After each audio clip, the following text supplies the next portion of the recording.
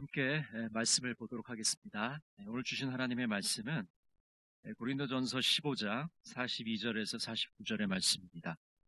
제가 42절부터 49절 말씀을 읽어드리겠습니다. 죽은 자의 부활도 그와 같으니 썩을 것으로 심고 썩지 아니할 것으로 다시 살아나며 욕된 것으로 심고 영광스러운 것으로 다시 살아나며 약한 것으로 심고 강한 것으로 다시 살아나며 육의 몸으로 심고 신령한 몸으로 다시 살아나나니 육의 몸이 있은즉 또 영의 몸도 있느니라. 기록된 바 첫사람 아담은 생명이 되었다 함과 같이 마지막 아담은 살려주는 영이 되었나니 그러나 먼저는 신령한 사람이 아니요 육의 사람이요 그 다음에 신령한 사람이니라. 첫사람은 땅에서 났으니 흙에 속한 자이거니와 둘째 사람은 하늘에서 나셨느니라. 무릇 흙에 속한 자들은 저 흙에 속한 자와 같고 무릇 하늘에 속한 자들은 저 하늘에 속한 이와 같으니 우리가 흙에 속한 자의 형상을 입은 것 같이 또한 하늘에 속한 이의 형상을 입으리라. 아멘. 오늘은 고린도전서 강의 40번째 시간인데요. 오늘의 내용은 부활의 몸에 대해서 말씀을 해주고 있습니다. 지상의 몸과 부활의 몸이 어떤 차이가 있는가에 초점을 맞추어서 말씀을 해주고 있죠. 이것은 옛 창조와 새 창조를 구분해서 말씀하고 있는 겁니다. 그래서 우리 이 지상의 몸은 하나님께서 태초에 천지를 창조하실 때 우리의 몸을 만드신 것이죠. 그래서 옛 창조에 속하는 것이고, 이 부활의 몸은 새로운 창조, 새 창조에 속하게 됩니다. 그래서 옛 창조로 만들어진 몸은 굉장히 제한이 많고 영원하지가 않죠. 약합니다. 근데 새 창조에 의해서 만들어진 이 부활의 몸은 영원한 것이고 그것은 완전한 것입니다. 그것에 대한 차이를 오늘 말씀을 해주고 있습니다. 42절 말씀 우리 같이 한번 보겠습니다. 죽은 자의 부활도 그와 같으니 썩을 것으로 심고 썩지 않을 것으로 다시 살아나며. 몇 가지 비유를 들면서 지상의 몸과 부활의 몸을 이제 비교하고 있는데요. 42절에서는 이제 썩을 것과 썩지 아니할 것을 비교를 하고 있죠. 앞에서 우리가 이제 그 씨의 비유를 하면서 씨를 심으면 그 씨가 자라나는 그 열매나 그 곡식이 씨하고 완전 다르잖아요. 그 비유를 했었는데 그 열매의 씨와 자란 후에 열매가 완전히 다르는 것처럼 이 지상의 몸과 부활의 몸은 완전히 다르게 되는 것이죠. 그래서 지상의 몸을 입은 자는 씨가 썩듯이 언젠가 죽게 됩니다. 여러분, 우리가 입고 있는 이 지상의 몸은 영원하지가 않죠. 언젠가는 이제 씨가 썩는 것처럼 죽음을 맞이하게 되는 거죠. 이 죽음의 과정을 거쳐야만 부활의 과정을 우리가 맞이할 수가 있습니다. 썩은 밀알에서 싹이 나고 새 생명이 시작되는 것처럼 죽은 사람은 썩지 아니할 것으로 다시 살아나게 됩니다. 옛 창조에 의해서 우리 지상의 몸이 만들어진 것처럼 이제 새로운 창조에 의해서 부활의 몸이 만들어지는 것이죠. 씨가 썩어서 죽는 것처럼 그 이후에는 다시 씨가 자라지 않습니까? 마찬가지로 이 죽음을 경험해야 부활에 이르게 됩니다. 썩지 아니한다는 것은 우리가 앞으로 죽음 뒤에 맞이할 구원의 완전한 상태를 의미합니다. 자, 43절 우리 보겠습니다. 욕된 것으로 심고 영광스러운 것으로 다시 살아나며 약한 것으로 심고 강한 것으로 다시 살아나며. 자, 여기서 이제 두 번째, 세 번째 비교가 다시 나오는데요. 욕된 것과 영광스러운 것을 대조하고 있습니다. 욕된 것이라는 것은 우리 인간이 이 지상의 몸을 입고 있기 때문에 죄를 짓기도 쉽고 유혹을 받기도 쉬운 그런 상태를 의미하고 있고요. 그 다음 영광이라는 것은 앞에 나온 썩지 아니함과 관련이 있는 것입니다. 그래서 영광스럽게 되는 것이죠. 이 부활의 몸이라는 것은 영광스럽게 되는 것이고 정말 우리가 온전한 그 완전한 구원의 상태에 이르게 되는 것입니다. 세 번째 비유는 악한 것과 강한 것을 대조하고 있죠. 약한 것과 강한 것을 대조하고 있습니다. 이 지상의 몸은 약하죠. 병도 잘 걸리고 이 코로나 바이러스라는 이 눈에 보이지 않는 이 작은 바이러스에 온 전 세계 사람들의 삶이 멈추어 있는, 생사가 오락가락하는 굉장히 이 지상의 몸은 약한 것이죠. 그리고 시련을 당하기 쉬운 그런 몸입니다. 거기에 비해서 부활의 몸은 어떻습니까? 강하다고 말씀합니다. 그렇기 때문에 우리가 나중에 이제 죽음 이후에 부활을 경험하게 되면 이 강한 것을 경험하게 되는 것이죠. 그래서 지성적이고 현존하는 존재와 내세적이고 종말적인 존재의 차이를 사도 바울은 부각을 시키고 있습니다. 자, 44절 우리 같이 한번 보겠습니다. 육의 몸으로 심고 신령한 몸으로 다시 살아나니 육의 몸이 있은즉 또 영의 몸도 있느니라. 자, 마지막 비교는 무엇과 무엇이냐면 육의 몸과 신령한 몸을 비교하고 있습니다. 그러니까 육의 몸은 우리가 입고 있는 이 지성의 몸이고요. 신령한 몸은 이제 앞으로 우리가 장차 부활하게 되면 입을 부활의 몸입니다. 여기서 사도 바울은 이 육의 몸을 어떤 의미로 썼냐면 살아있는 생명체로서의 인간을 의미를 합니다. 그래서 하나의 그 살아있는 존재로서 육의 몸을 이야기하고 있고요. 신령한 몸은 이제 영의 몸이라고 이야기하고 있는데 왜 영의 몸이냐? 신령한 몸이 성령에 의해서 결정된 존재이기 때문에 그렇습니다. 성령에 의해서 변화된 존재이기 때문에 이 신령한 몸을 영의 몸이다라고 이제 표현을 하고 있죠. 그래서 이제 우리가 여러 비슷한 표현이 나오기 때문에 헷갈릴 수 있는데 우리가 저번 시간에 살펴본 그 열광주의자들, 가연설을 주장하는 사람들이 그런 주장했잖아요. 예수님이 이 땅에 오신 거는 진짜 오신 게 아니고 그냥 영으로 왔다가 영으로 간 거다, 가연한 거다 이렇게 이야기했는데 거기서 말하는 그 영과 여기서 말하는 영의 몸은 단어는 비슷한데 같은 건 아닙니다. 그러니까 가연설에서 말하는 영으로 왔다 영으로 간다는 것은 몸을 입지 않았다는 뜻이고요. 여기서 부활의 몸으로의 영의 몸이라는 것은 성령께서 우리가 이제 부활할 때 정말 우리가 예측하기 어려운, 상상도 할 수 없는 그 신비로운 몸으로 성령께서 만들어 가신다라는 의미로 영의 의미를 쓰고 있는 겁니다. 결국 영은 그 당시 헬라 사상에 물들어 있는 사람은 영은 절대로 몸이라는 것과 공존할 수 없는 단어이기 때문에 영의 몸을 사도 바울이 일부러 쓰면서 이 부활의 몸이 이런 특징을 가지고 있다는 것을 이야기하고 있는 거죠. 자, 45절 한번 보겠습니다. 기록된 바 첫사람 아담은 생명이 되었다 함과 같이 마지막 아담은 살려주는 영이 되었나니. 자, 45절에서는 그동안 우리가 계속해서 사도 바울이 이 첫사람 아담과 예수 그리스도를 계속해서 대조를 시키고 있잖아요.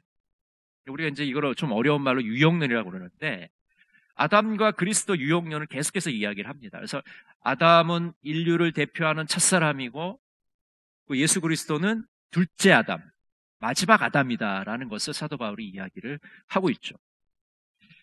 첫사람 아담은 어떤 특징이 있습니까? 살아있는 존재다. 그래서 영어 성경에 보면 창세기에서 이 아담을 표현할 때 생명이 된지라 이런 표현을 쓰잖아요. 영어 성경에는 living creature, living being이라는 표현을 쓰고 있습니다. 그러니까 그야말로 살아있는 존재를 말하죠. 하나님에게 생명을 받아서 살아있는 존재로서의 첫사람 아담을 그냥. 그럼 예수님은 둘째 아담, 마지막 아담은 어떤 아담입니까? 오늘 본문에 보니까 생명을 주는 존재입니다. 살리는 영, 살려주는 영. 그러니까 아담은 하나님에 의해서 생명을 얻은 존재, 살아있는 존재이고 둘째 아담, 그리스도, 마지막 아담이신 예수 그리스도는 살려주는 영입니다. 그래서 우리가 예수 그리스도를 믿게 되면 영생을 얻게 되고 영원한 생명을 우리가 얻게 되잖아요. 그래서 영생을 주는 존재로서의 아담이라는 것을 이야기하고 있는 것이죠. 자, 46절 우리 같이 보겠습니다. 그러나 먼저는 신령한 사람이 아니요 육의 사람이요 그 다음에 신령한 사람이니라. 자, 46절에서는 이 부활의 순서에 대해서 말씀을 하죠. 씨를 심을 때 맨 먼저 씨가 땅에 떨어져서 그 씨가 썩어서 거기서 줄기가 나오고 가지가 뻗치고 열매가 열리는 것처럼 부활도 마찬가지라는 거죠. 부활에 전제되어야 될 것은 바로 죽음이라는 거예요. 씨가 썩어서 죽는 것처럼 사람이 죽지 않으면 부활을 경험할 수 없죠.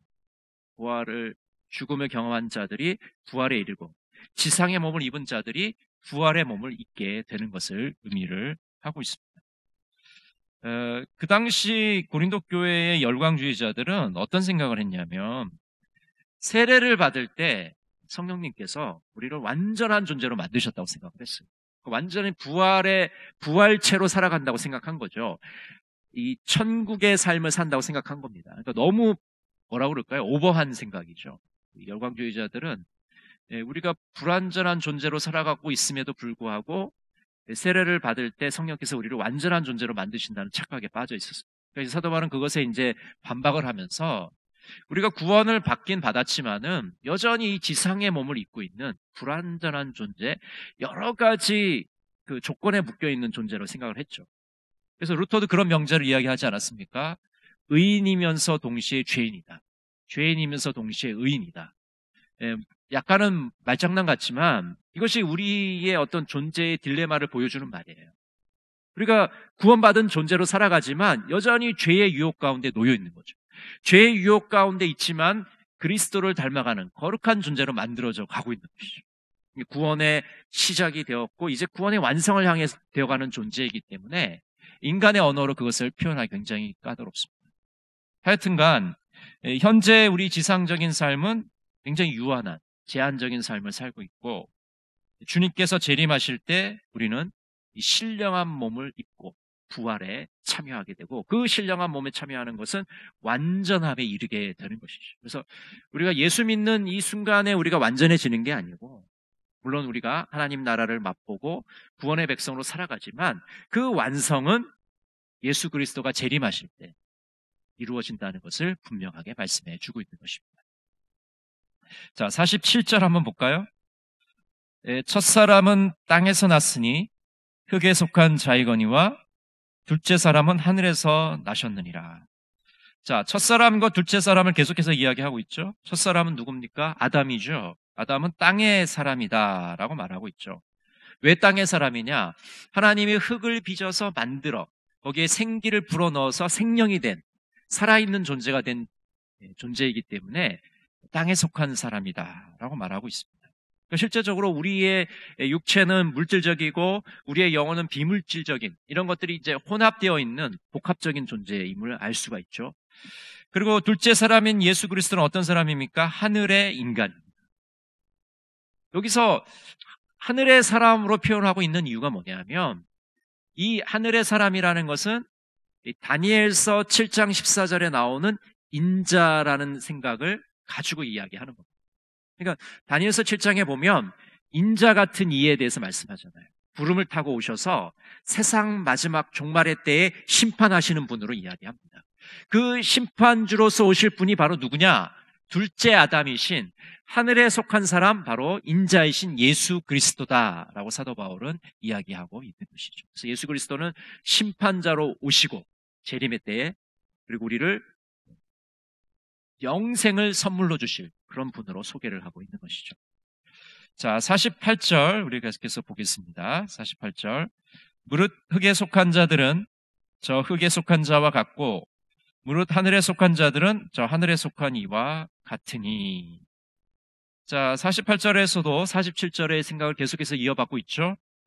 흙에 속한 자와 하늘에 속한 자를 대조하면서 흙에 속한 사람은 바로 첫사람 아담에 속하는 것이죠. 그래서 그 아담의 그 유한성, 그 불완전성, 그 약함, 그 죄에 쉽게 유혹당하는 그 성질을 그대로 가지고 있는 인간임을 이야기합니다. 그러나 하늘에 속한 자에 대해서도 이야기하죠. 하늘에 속한 자는 예수 그리스도인데 우리 예수 믿는 사람들은 그리스도와 하나가 되어서 승천하신 그리스도에게 속하는 사람이다라고 말하고 있는 것이죠. 그래서 땅에 있는 자로서의 그 유한성과 또 그리스도에 속한 자로서의 그 영원성을 바라보면서 우리가 살아가는 존재임을 이야기합니다. 자, 49절 마지막으로 같이 한번 읽어보겠습니다. 우리가 흙에 속한 자의 형상을 입은 것 같이 또한 하늘에 속한 이의 형상을 입으리라. 흙으로 지음을 받은 아담의 후손인 우리는 그의 형상을 입고 있습니다. 그래서 여러분, 우리가 아담의 형상을 입은 자들이죠. 여전히 죄를 짓는 불완전한 인간. 그럼에도 불구하고 우리는 역시 그리스도인은 하늘에 속한 이의 형상을 입고 있습니다. 그리스도의 형상을 입고 있습니다. 결국 우리가 예수를 믿는다는 건 무슨 의미를 가지고 있습니까? 예수 그리스도를 닮아가는 사람이라는 거죠. 우리가 그것을 이제 좀 어려운 용어로 성화라는 말을 쓰는데, 예수를 믿는다는 건 무슨 말이냐? 하나님의 자녀가 되었다는 말이고, 이제 그리스도를 닮아가는 존재, 그리스도의 형상에 참여하는 자가 된다는 것이죠. 그래서 그리스도를 완전히 닮아가서 그리스도의 형상에 우리가 완전히 이르는 것, 그것을 신앙생활의 목표로 제시를 하고 있는 것입니다. 고린도후서 3장 18절에 이렇게 말씀합니다. 제가 읽어드리겠습니다. 우리가 다 수건을 벗은 얼굴로 거울을 보는 것 같이 주의 영광을 보매 그와 같은 형상으로 변화하여 영광에서 영광에 이르니 곧 주의 영으로 말미암음이니라. 우리가 구원에 이른다는 것, 또 부활의 몸을 가진다는 것, 그것은 결국 그리스도의 형상을 가지는 겁니다. 그래서 끊임없이 우리가 성령의 도움심을 입어서 또 도덕적인 노력을 통하여 그리스도의 형상을 닮아감으로 거룩함에 이르게 되는 것이죠. 물론 우리가 살아있을 때 그 거룩함에 이르지 못합니다. 우리가 죽음 이후에 그 거룩함에, 완전함에 참여하게 되는 것이죠.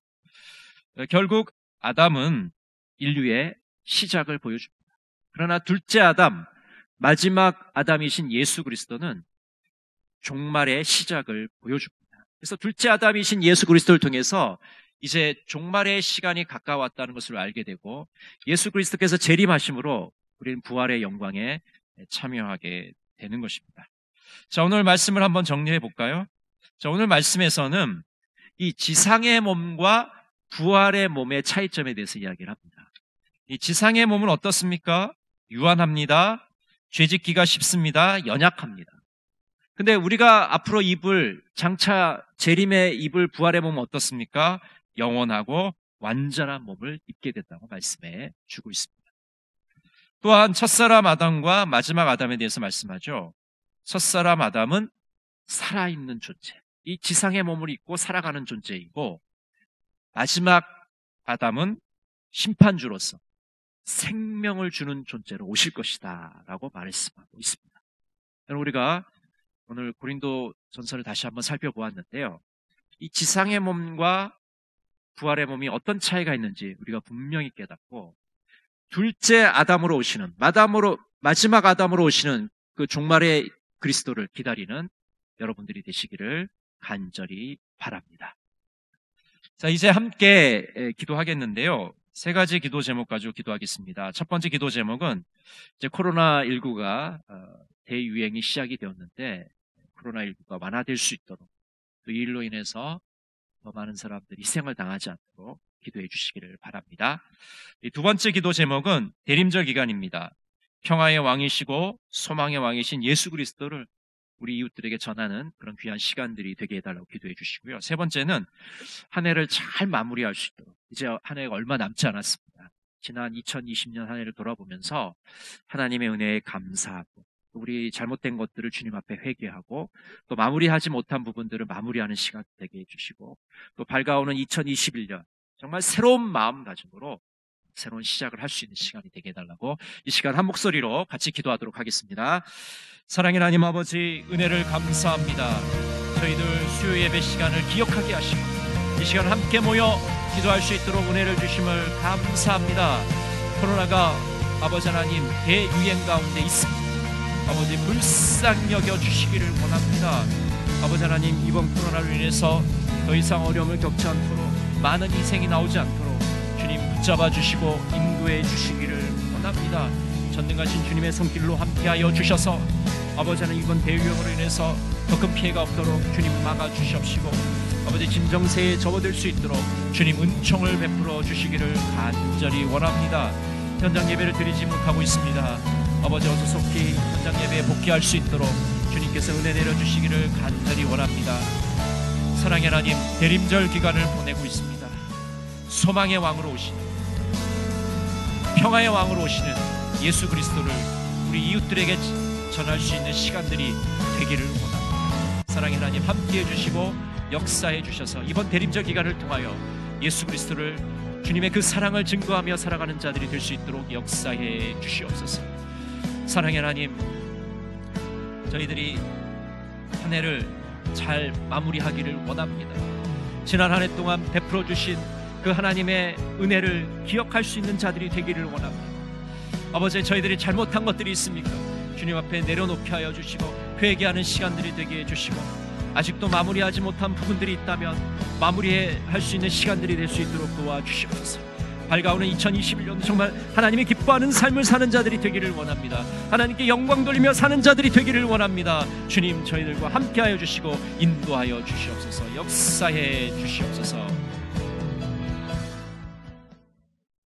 사랑의 하나님 아버지, 저희들이 비록 온라인으로 예배를 드리지만 이 시간을 기억하는 자들이 되게 하여 주시옵시고, 늘 기도의 자리, 은총의 자리를 잊지 않도록 인도하여 주셔서 기도의 삶을 이어갈 수 있도록 도와주시옵소서.